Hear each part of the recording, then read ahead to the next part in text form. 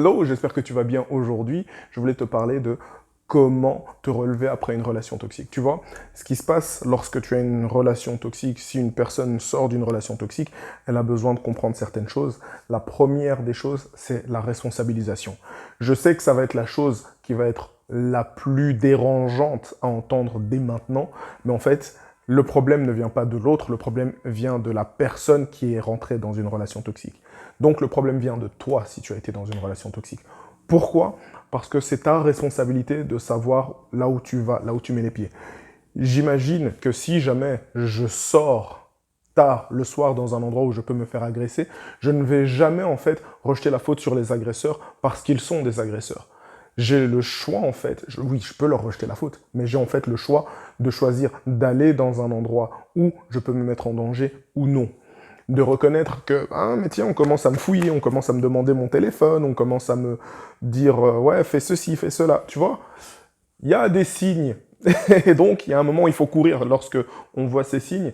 Et c'est à peu près la même chose dans les relations toxiques. Si une personne à certains manques n'arrive pas à se défendre, parce que c'est à peu près la même chose, eh bien, on va se faire dépouiller de notre amour, de notre lumière, de notre bienveillance, de l'estime de soi, tout simplement. Et c'est ça qui se passe lorsqu'on est dans une relation toxique, c'est qu'on se fait complètement dépouiller et on ressort ébranlé, avec un certain mal-être.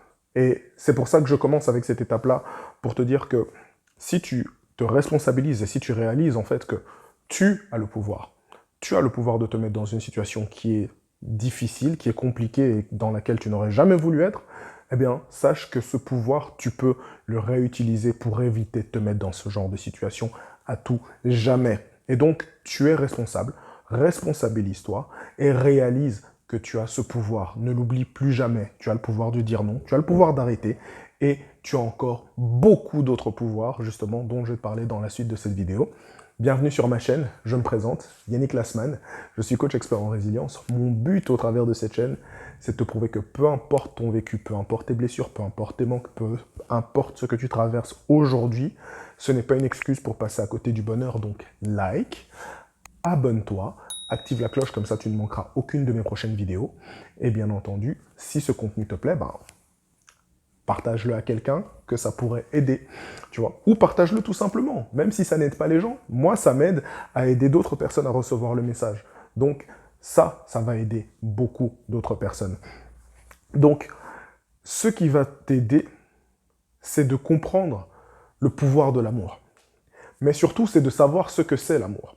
Moi, je vais te donner une définition, en fait, tu vois, qui va te permettre de comprendre ce que c'est l'amour dans ma perspective et essaye de l'appliquer peut-être à ta façon. L'amour, dans ce que je perçois, c'est l'aptitude à édifier l'autre, à vouloir ce qu'il y a de mieux pour l'autre et de l'aider à devenir meilleur, aussi bien dans la douceur que dans le fait d'être un peu plus brut.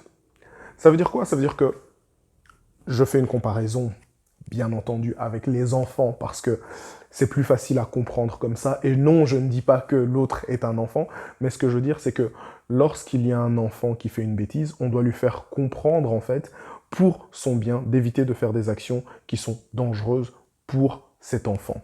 Et donc, ça veut dire que l'autre, en fait, a ce devoir ou cette responsabilité à te prévenir lorsqu'il y a quelque chose qui n'est pas bien fait, qui n'est pas bienveillant, qui n'est pas bénéfique pour toi, qui va être plus destructeur en fait, et comment devenir une meilleure personne.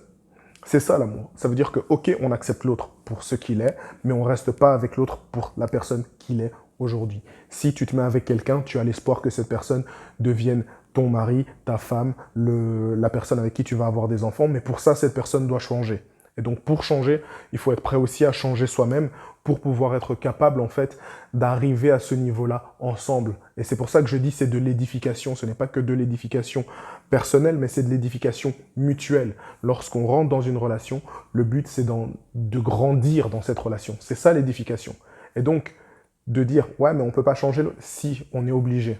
On est obligé, parce que nos mentalités changent, nos besoins changent, et en fonction de ces besoins, si on n'arrive pas à se réadapter, si on n'arrive pas à prendre en compte ce genre de besoins, eh ben, c'est mort. Donc c'est pour ça que tu as besoin de réaliser déjà que l'amour, c'est de l'édification mutuelle, c'est d'accepter en fait de changer et de devenir une autre personne, parfois pour le bien-être pour ton bien-être surtout, pour le bien-être de la relation, mais que ce n'est pas une contrainte qui est imposée par l'autre. C'est un choix d'apprendre à devenir meilleur pour soi et pour l'autre. Ça, c'est l'amour. Ok? Donc ce n'est pas l'autre qui te dit non, non, non, non. J'espère que tu as compris. Dis-moi ce que tu penses de cette définition, justement, dans les commentaires, parce que je sais qu'elle a été un peu longue, mais j'ai vraiment essayé de te simplifier en te donnant vraiment des exemples pour que tu comprennes. Ensuite, la chose que tu dois faire, si tu veux vraiment, tu vois, te relever, c'est de commencer par toi. La raison pour laquelle tu es tombé dans des relations, la raison pour laquelle tu te sens mal, c'est parce qu'en fait, il y a un certain vide en toi que tu essayes de combler de l'extérieur. Le problème, c'est que si, en fait, tu es un pot et que tu n'as pas de base, tu n'as pas de stabilité, eh bien, en fait, ce qui va se passer, c'est que peu importe ce que tu vas mettre dans le pot, ça va toujours tomber. Et en fait, le pot ne se remplira jamais. Et la base, en fait, normalement, on est censé la recevoir depuis qu'on est enfant. Et parfois, on n'a pas toujours cette base. Tu vois, moi, je suis bien placé pour le savoir, étant donné que je suis orphelin. Donc, je sais qu'il y a des moments où cette base, nous ne l'avons pas. Mais c'est ton devoir et surtout ta responsabilité de commencer, en fait, à te créer cette base d'amour sainement. C'est pour ça que je t'ai d'abord parlé d'amour avant de te parler de base. L'amour, c'est l'édification. Donc, pour pouvoir aimer quelqu'un, commence d'abord par t'aimer toi-même, commence d'abord par t'édifier, commence d'abord à réaliser que oui, il y a des choses sur lesquelles tu as des manques et que si tu réalises que tu as des manques, tu vas pouvoir combler ces manques. Tu vas pouvoir créer en fait une base saine qui va commencer par toi. Et comme tu vas te remplir, le fait que ce soit d'autres personnes qui viennent t'apporter de l'amour et de la bienveillance, ça va être une plus-value plutôt qu'un besoin ou encore mieux, plutôt qu'un manque. Tu vois. Et si tu vas vers les autres en étant dans le manque, eh bien, ça veut dire qu'il y a un problème. Mais si tu vas vers les autres avec une plus-value, eh bien là, c'est comme ça que tu te relèves, que tu vas de l'avant, que tu crées vraiment des relations puissantes. Tu vois. Et si tu passes par des moments qui sont difficiles, eh bien, il y a quelque chose qui est compliqué, c'est de se faire confiance. Déjà, en temps normal, le fait d'avoir confiance en soi, le fait d'avoir confiance, ça veut dire d'oser passer outre tes peurs pour pouvoir avoir le cadeau qui se trouve derrière ta peur. Tu vois, c'est ça, avoir confiance. Ce n'est pas avoir une basse estime de soi ou ne pas avoir d'estime de soi. Non, l'estime de soi, c'est de réaliser tes qualités, tes défauts et avoir conscience de qui tu es. Mais ta confiance en toi, c'est ton aptitude à dépasser tes peurs et à agir en ayant peur. Et donc, si tu passes par des choses difficiles, tu as peut-être été affecté, ébranlé, ce qui t'a diminué ta confiance en toi, et que tu oses moins faire des choses. Et tu as besoin de reconquérir, en fait, cette partie de confiance que tu as perdue. C'est important pour toi de réaliser que, peu importe tes peurs, si tu te laisses consumer par tes peurs, ta vie ne va jamais arriver à ce que tu veux qu'elle arrive. Donc, au lieu de te faire consumer par tes peurs, apprends à les surmonter, tout simplement.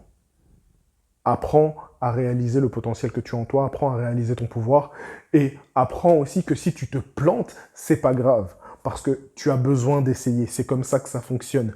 La confiance en soi ne se bâtit pas en fait dans son aptitude à réussir quelque chose du premier coup, elle se bâtit à son aptitude à se relever, peu importe le nombre d'échecs auxquels tu vas faire face. Intègre ça comme ça. Plus tu vas essayer, plus tu vas foirer.